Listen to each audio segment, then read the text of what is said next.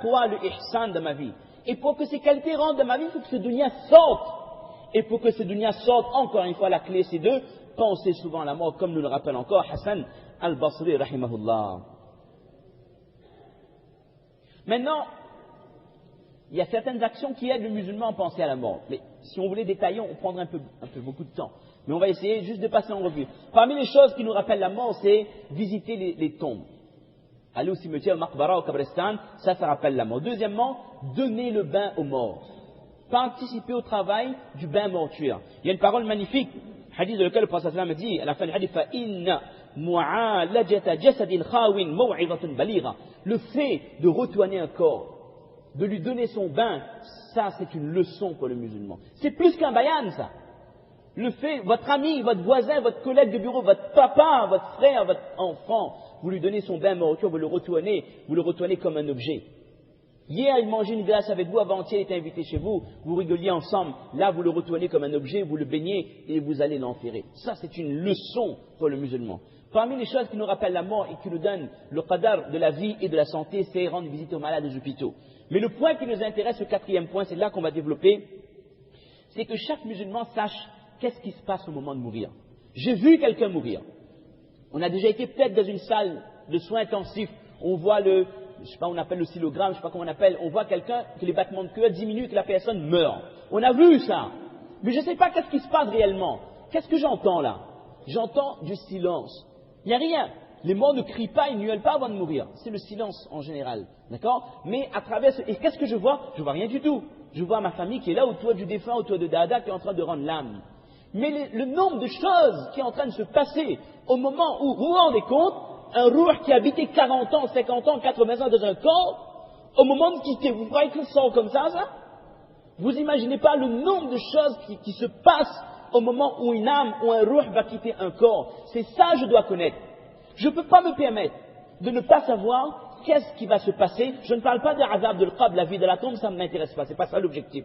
Je dois savoir qu'est-ce qui se passe quand l'ange de la mort vient, qu'est-ce qu'il me dit, comment je le vois, quelles sont les étapes depuis où je vois les dernières lumières du dunya jusqu'à ce que les dernières poignées de terre recouvrent ma tombe et que je ne vois plus le dunya jusqu'à ce que les anges me posent des questions. Dans ce laps de moment-là, j'aimerais tout savoir, qu'est-ce qui se passe. Et si je connais réellement qu'est-ce qui se passe dans ce laps de temps qui est court, mais qui est intense, c'est le moment clé. Si ça passe bien, c'est parti. Si ça passe mal, vous êtes cuit. Si ce moment c'est mauvais, ça s'annonce mal, alors d'étape en étape, ce sont des mauvaises nouvelles. Qu'est-ce qui se passe à ce moment précis? S'il n'y a pas beaucoup de choses, mais c'est des choses précises qu'on doit connaître. Si j'ai ces choses-là à l'esprit, je vous assure que ma vie peut changer. Je vous assure que face au péché, que face à l'abandon d'une bonne action un dimanche matin, en plein été, au mois de mars, ou je ne sais quoi, où il n'y a pas de Ramadan, il n'y a pas de grande nuit, il n'y a pas rien, pour réveiller Fajr un dimanche matin où je n'ai pas envie de me réveiller, je vous assure, vous vous rappelez de ces étapes, personne ne peut garder la tête sur l'oreiller. Ça, c'était l'état des Sahaba. Le Sahaba, tous les jours, il pense au moment où il retourne auprès d'Allah, subhanahu wa ta'ala. La première chose, mes chers frères, c'est que je dois être conscient que l'ange de la mort est gigantesque. Avant de parler de ce qu'il fait, l'ange de la mort fait partie des makhlouqas de l'au-delà, des créatures du monde de l'invisible. Et chaque créature du monde de l'invisible, chaque créature a un djism, un corps qu'on ne peut pas concevoir. Et l'ange de la mort s'adresse aux gens et dit Illa ana atasaffahu, on va dire en français pour terminer à l'heure, qu'il n'y a pas une personne de ce dunya que je ne regarde pas tous les jours. Et je vous connais tous, que ce soit les grands, que ce soit les petits. Il n'y a pas une personne que je ne connais pas parfaitement de ce dunya, que je ne passe pas en revue tous les jours. La question, Malik al-Maut, comment peut-il regarder 8 milliards de créatures tous les jours? Le hadith dit, de Ibn Abi Dunya, il dit que le dunya, ce dunya pour Malik al-Maut, c'est comme une coupelle, kaptosti, yuda'u quddami ahadikum. C'est comme une petite tasse qui est mise devant quelqu'un. C'est minuscule pour Malik al-Maut par rapport à l'ampleur de Malik al-Maut. C'est-à-dire, il peut regarder la totalité de l'humanité plusieurs fois par jour sans qu'il n'ait à se déplacer. Maintenant, ça aussi, je n'y peux rien. Que Malik al-Maut me regarde, je ne peux rien faire, je ne peux pas mettre un taviz, me protéger, Malik al-Maut, ce n'est pas possible. Maintenant, comment il me voit, dans quel état il va m'apercevoir, ça, je suis acteur. Ça, je peux décider. Parce que dans une autre version, il est dit que إِنَّمَا يَتَصَفَّحُهُمْ عِنْدَ مَوَاقِيتِ الصَّلَاةِ que Malik al-Maut regarde les gens aux horaires des prières. C'est aux horaires des prières que Malik al-Maut jette un regard sur chacun d'entre nous. Maintenant, c'est aux horaires des prières, je suis présent. À la masjid, si je peux venir à la masjid. Ou dans mon bureau, si je suis au travail, je ne peux pas venir. Je suis présent, je fais la salat. Alhamdulillah, je suis sur la bonne voie. Maintenant, si au moment où Malik al-Maut me regarde, je suis dans le péché, ou que si c'est une femme, au moment où Malik al-Maut pose son regard sur cette femme marche en toute impunité, cheveux au vent, habillée comme elle a envie de le faire, et que Malik al-Maut croise et regarde cette femme tous les jours. Pensez-vous comment Malik al-Maut va reprendre l'âme de cette personne? La suite du hadith dit que فَإِنْ كَانَ مِمَّنْ يُحَافِظُ عَلَى الصَّلَوَاتِ الْخَمْسِ et ce musulman qui était ferme sur ses prières, au moment de mourir, il y a un ange qui vient, وَطَّرَدَ مِنْهُ الشَّيْطَانِ et cet ange repousse les shaytans de ce défunt, de cette personne qui va quitter ce dunya. Donc, en fonction de l'orientation que je donne chaque jour à ma vie, je choisis. Il n'y a pas de fatalité dans la religion, dans l'islam. Je choisis comment Malik al-Maut me voit, je choisis comment Malik al-Maut va reprendre mon âme et dans quel état je serai en fonction de la situation, des situations que je vais vivre tous les jours. Maintenant, ça c'est la limite. Et au moment où l'ange de la mort vient, là, je ne peux plus rien faire. Je ne peux pas ni avancer l'heure, ni reculer, mais à ce moment précis, c'est fini. Il n'y a plus d'action, il n'y a plus de doua, il n'y a plus rien qui peut m'aider.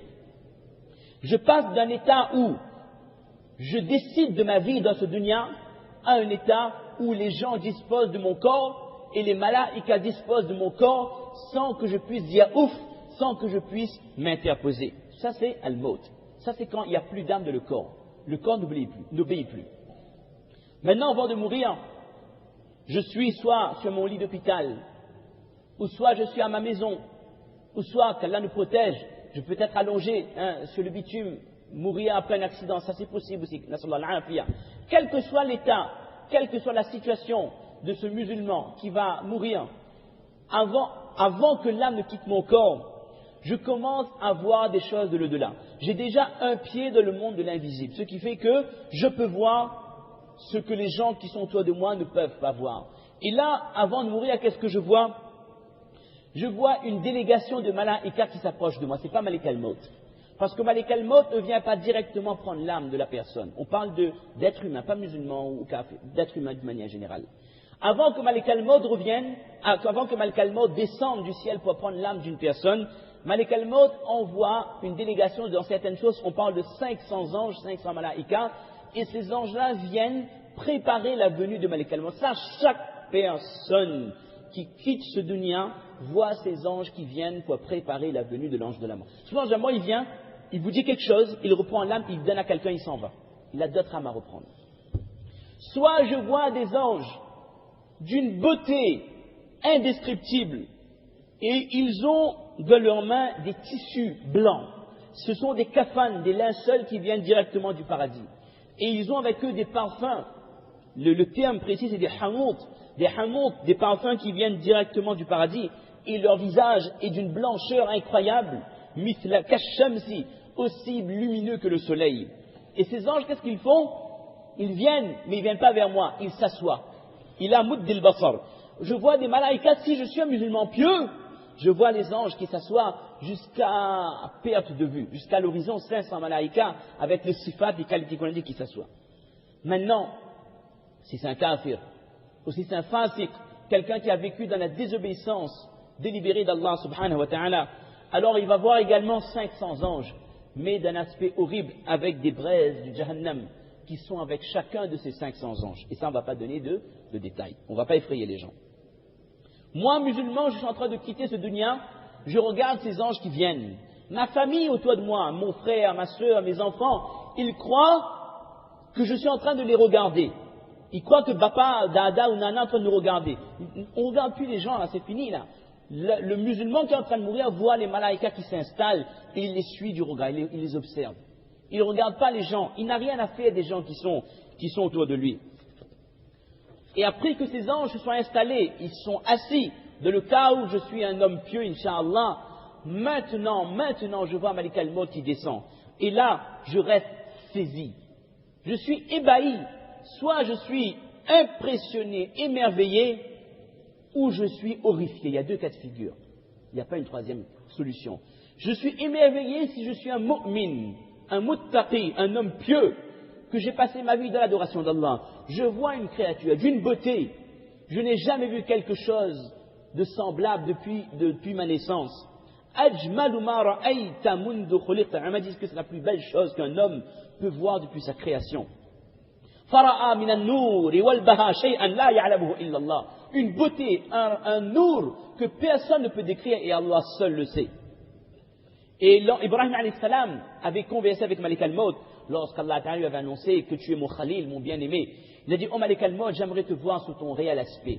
Et là, le Malik al-Maut lui a montré comment il se présente pour le mu'min. Il a dit que, ya Malik al-Maut, law lam yara al-mu'minu 'inda al-maut min qurrati al-'ayn wal-karamati illa surataka hadha lakana yakfi. Oh Malik al-Maut, si le mu'min au moment de mourir, il n'avait rien d'autre comme récompense que de te voir et de te contempler, ce serait suffisant comme récompense. Tellement la vision de Malik al-Maut pour un muttaqi, c'est un spectacle extraordinaire.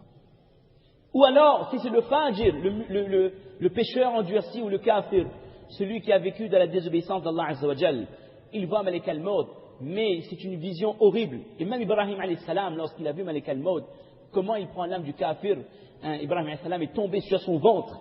Et il dit que s'il n'y avait pas d'autre punition que le fait de te voir, ça aurait été suffisant pour le mécréant. Ça, c'est la vision de Malik al-Maut. On avait demandé à Ibn Abbas, anhuma, comment est-ce que Malik al-Maut reprend l'âme de deux personnes, un qui est à l'Occident, un qui est à l'Orient, deux directions totalement opposées. Il dit que, Malik al-Maut, il dit que ce soit ceux qui habitent dans tel continent, ou dans l'obscurité, ou dans la lumière, dans les mers, dans les terres, que ce dunya, pour moi, comme on avait dit l'exemple tout à l'heure, il y a une autre version, il dit que c'est comme une personne qui est à table et qui a différents plats. Il peut se servir comme il le veut. Avec grande facilité, il prend les âmes qui sont au nord, à l'hémisphère nord, à l'hémisphère sud, au continent européen, africain ou ailleurs. Ça, c'est Malik al-Maut. Maintenant, quand on voit la grandeur de Malik al-Maut, quand je me figure que Allah Azza wa Jalla, que Prophète nous a expliqué que ce dunya, ce monde, tout ce dunya, l'univers qu'on voit, comparé au ciel de ce dunya, le premier ciel, c'est comme une personne qui prend sa bague, qui l'enlève et qui le jette dans un terrain vague. C'est-à-dire, ça ne représente rien ce dunya par rapport au premier ciel. Et le premier ciel par rapport au second ciel, même exemple, c'est comme une bague qui est jetée dans un champ. On ne compare pas. Le deuxième, au troisième, au quatrième, au cinquième, au sixième, au septième ciel. Le septième ciel comparé au kursi, le kursi par rapport au arsh d'Allah, exactement la même métaphore.